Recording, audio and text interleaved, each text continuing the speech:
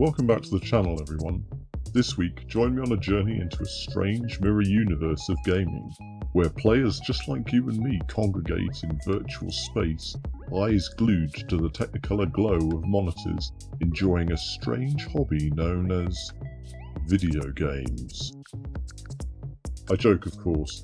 Tabletop games and video games have long been closely tied, each medium trying to tap into that part of our brain that is hardwired for play and friendly competition.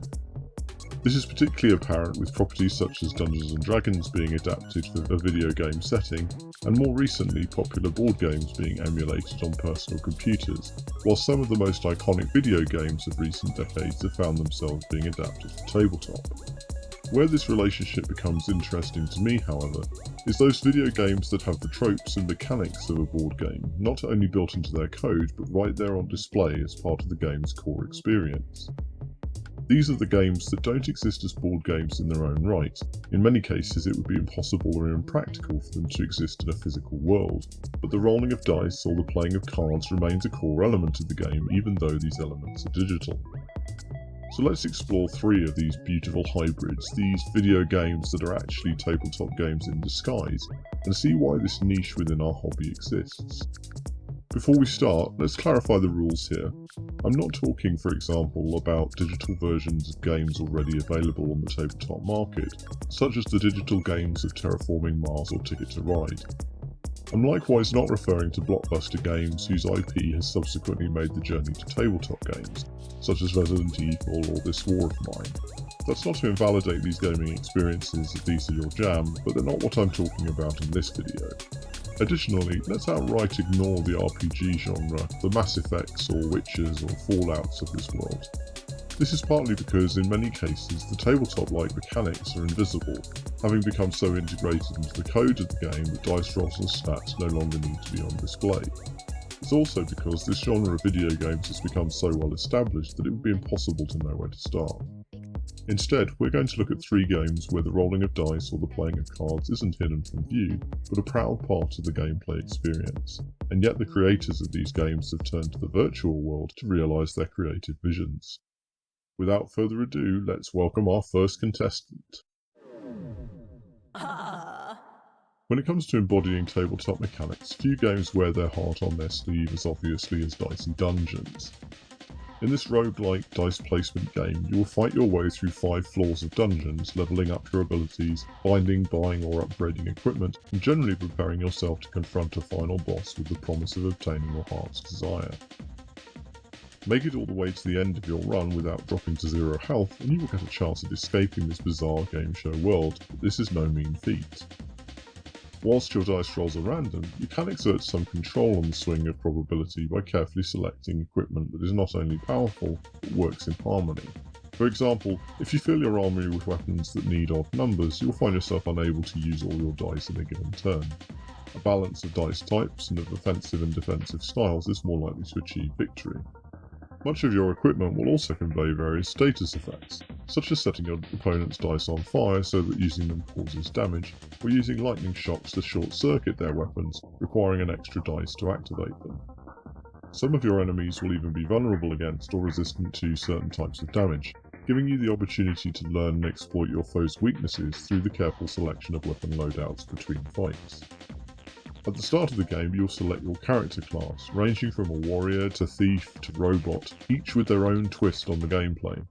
The robot, for example, uses a battery-style mechanics to generate dice instead of having a fixed number, whereas the inventor will discard a piece of equipment every turn in order to build a unique free weapon for the next round of combat.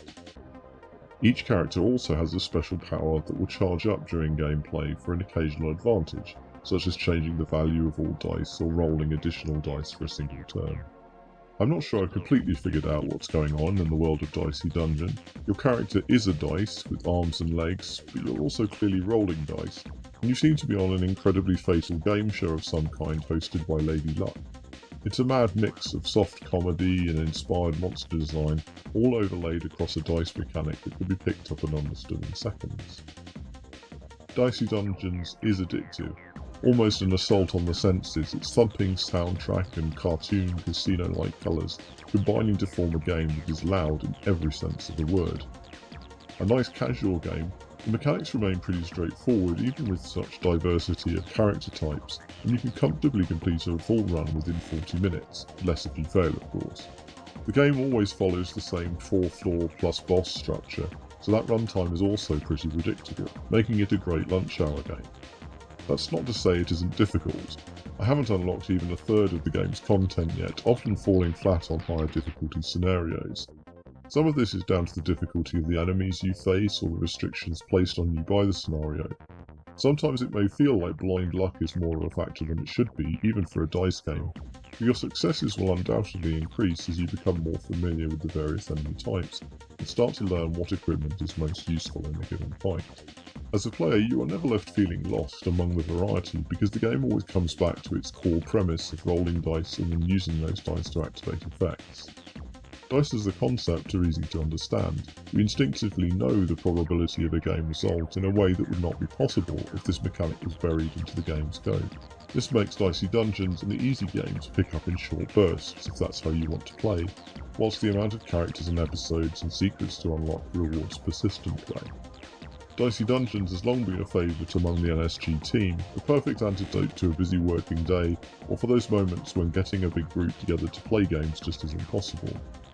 And of all the games on this list, it is the most easy to learn and perfectly suited to those less familiar with video games, or who need a little bit more thinking time when creating their strategies. But if you're looking for something with a little more meat on the bone, then the next game on our list promises to deliver. It's a tale as old as time, really. Washed up on the shore of a mysterious country, you will craft a civilization from the ground up. Houses, barracks, food production, schools, as you defend against freezing winters, hostile settlements, and the discontent of the people you have been appointed to lead. And by people I mean dice? Set in a scrolling Halo world covered, at least to begin with, in a mysterious fog that will slowly recede as you explore deeper, Dice Legacy is part worker placement, part dice game, and part something of its own entirely. The symbols on each of your dice are suitable for the undertaking of some tasks and not others, requiring you to manage your population carefully to achieve your goals without wasting the opportunity to use the dice before re-rolling. This last part is crucial because each dice has a durability rating that will deteriorate the more times that dice is rolled. Once a dice with 0 durability is rolled, it will expire and be removed from your resource pool. Durability can be restored predominantly by feeding the die food, but food is a resource that has to be gathered and crafted, and so the durability of your dice is not something you want to squander. As the leader of these dice, you will build a civilization that will not feel entirely alien to anyone who has ever played games such as Age of Empires or Civilization, slowly installing the infrastructure that will allow your dice to feed themselves, eat themselves during winter, and defend against hostile strangers. As you progress, you start to gain the ability to change your dice, increasing the values of their faces, merging them into unique hybrids of their former selves, and even ascending them, a process that allows you to carry over your best dice into subsequent playthroughs of the game. There's something incredibly silly and yet absolutely appropriate about the way this game causes you to anthropomorphise your dice, because tabletop gamers do this all the time, don't we? How many of us have lucky dice that have proven, within statistical norms, to be reliable in the past, or blame dice for our defeats, or are superstitious about how our rolls may be affected if another player touches our dice? Is it a great leap, then, for these dice to start to become individuals, with individual needs and health and the ability to suffer injury or status effects? Most of us have become annoyed with the performance of our dice at some point in our tabletop games, but in Dice Legacy the dice can become angry with your performance, frustrated with your management of their civilization if, for example, you allow too many of them to expire, resulting in, I kid you not, strike action taking place in your buildings. And who could blame them? In a world where you prevent dice from expiry by providing them with food, by implication, any dice you allow to expire have not died of natural causes but are presumably starved to death. Fixed limits on the number of dice your civilization can hold only accentuates this. If you have 2 soldier class dice, you inevitably start to form a relationship with this tiny vanguard as they defend your precious buildings from attack. You find yourself rushing to tend their wounds before the next inevitable assault. But it also adds to the difficulty. Transitioning from a peasant-driven economy on which you rely for your civilization's basic needs to the military one required to prevail against your attackers, requires careful planning and timing. In many ways, Dice Legacy is the mirror image of the more casual Dicey Dungeons. Playing this game feels like a commitment. Every time I sit down to it after a few weeks away, I find I have to relearn how this world functions. The game seems to want the experience to be one of exploration and discovery, but I feel it would take a lot of continuous play to feel I had truly mastered this game. The elements, hostile settlements, and the public opinion of the civilization mass against you at every turn. Also, whilst it is possible to pause the game and consider options, I regularly forget this feature exists, too drawn into the events of the scenario unfolding in real time, whilst being bathed in an immersive soundtrack that feels like it was written by the gods. For the longest time, Dice Legacy felt like a puzzle I hadn't come close to solving yet. After playing for hours, I had only scratched the surface, using a fraction of the buildings, overlooking key mechanics, and still coming to grips with most of the dice classes. The sad fact is that when you don't have a grip on this game, victory feels completely out of reach. You become frustrated as the faces of your limited dice go to waste. The panic sets in as you roll and re-roll your dice, trying to find the face that you need to hold off an enemy that just seems so far ahead of you that there is no way you could possibly win. I'm sure I still haven't figured out the best strategies, or even everything there is to know about how the game could be played, but as I was recording footage for this video, something just clicked into place. I started to feel like I was in control of the destiny of these dice, and could see all the potential and possibilities of the game laid out before me. And let me tell you, after all the frustration, victory tasted oh so sweet. It's not every day that a game changes the way you look at those little cubes you've been throwing around all your life. I think I may be a little in love with this game, and I can't wait to venture into its strange world once more and try out different strategies and different scenarios.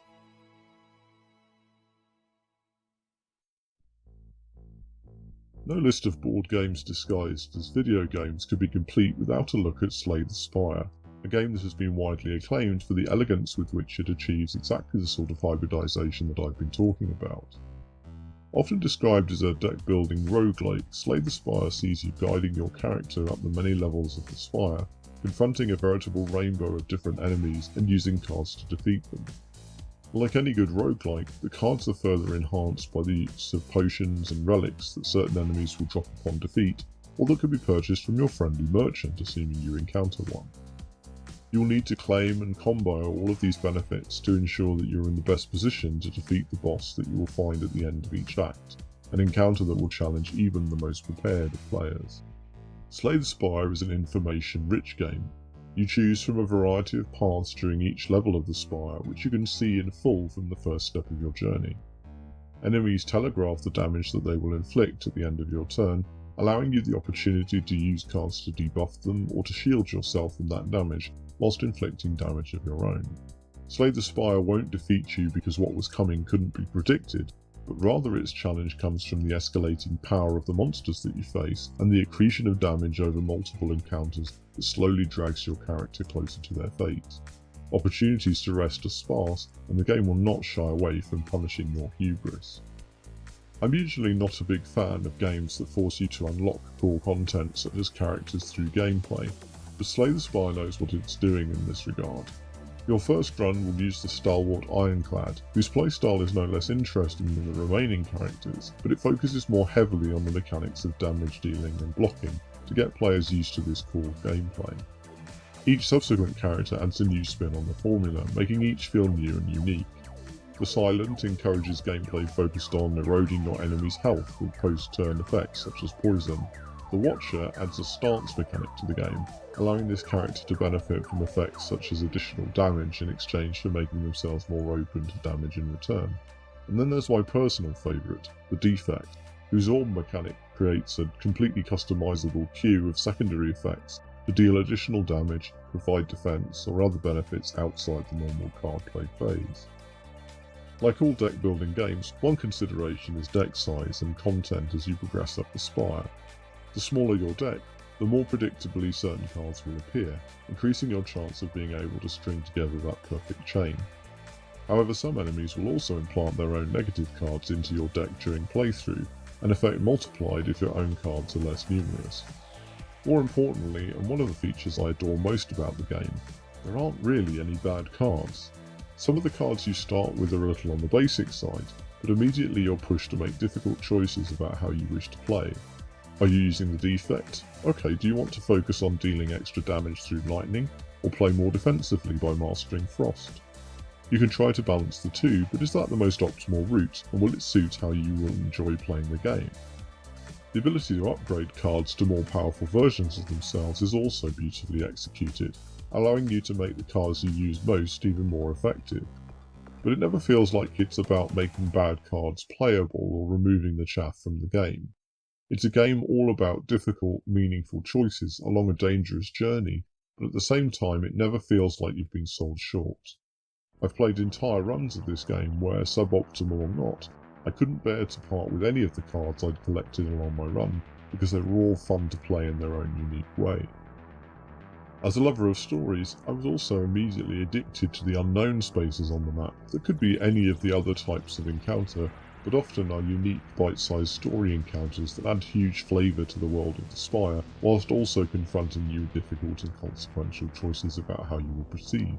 Will the strangers you meet on your path help you or encumber you? Often it's a combination of both, and I never get tired of it. From a certain perspective, this game is all grind. Fight enemies, rest, repeat, but it doesn't feel that way to play. It is immensely satisfying to string together cards and effects and relics to unleash your character upon their enemies.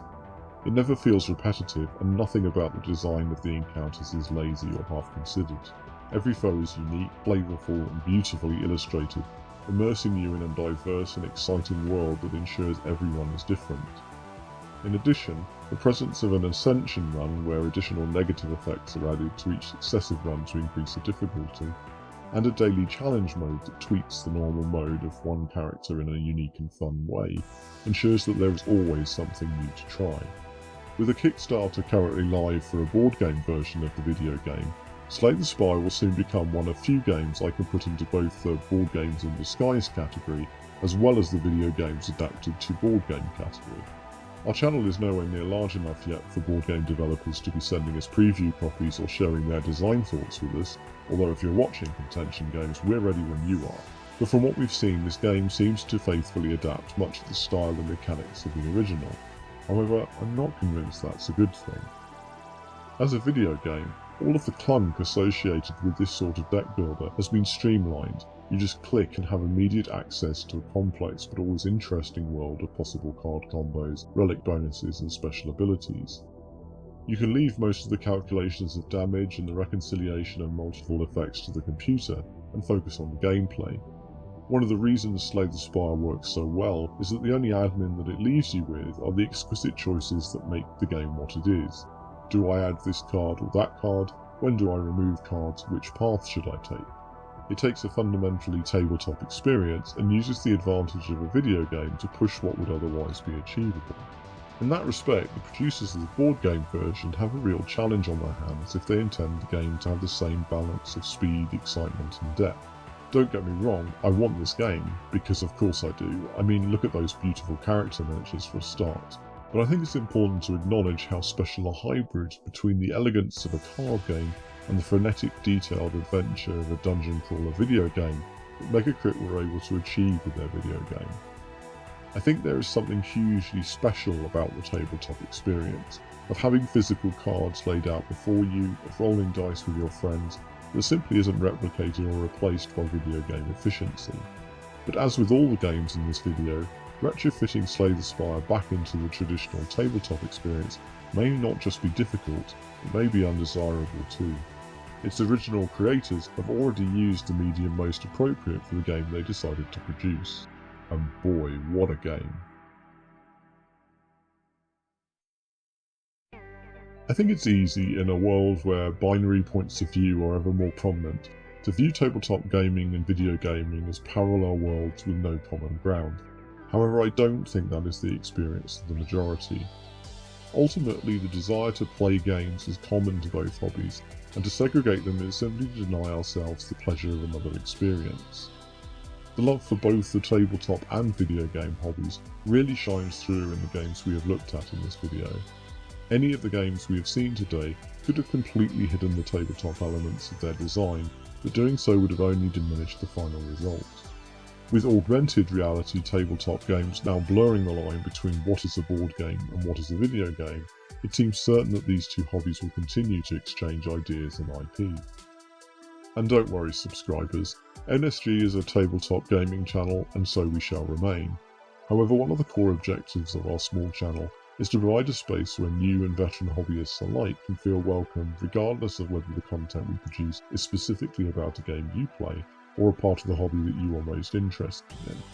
If you happen to be more of a video gamer, just curious about this other side of the gaming coin, please feel welcome to stick around and explore. Not because tabletop games are better than video games or vice versa, but because really, when it comes right down to it, there is barely a line between the two. I hope you enjoyed this video. I'd love to explore more games in this category at some stage in the future. There's one game in particular I just had too much to say about to include it here. So if you have any recommendations for games in this interesting subset of the gaming hobby, then please do share them in the comments. For those of you patiently waiting for more Mythic Battles or Super Fantasy Ball content, stay tuned, or maybe even consider subscribing. There is so much in the pipeline that I can't wait for you to see. Until then, as always, work hard, play better, and take care out there.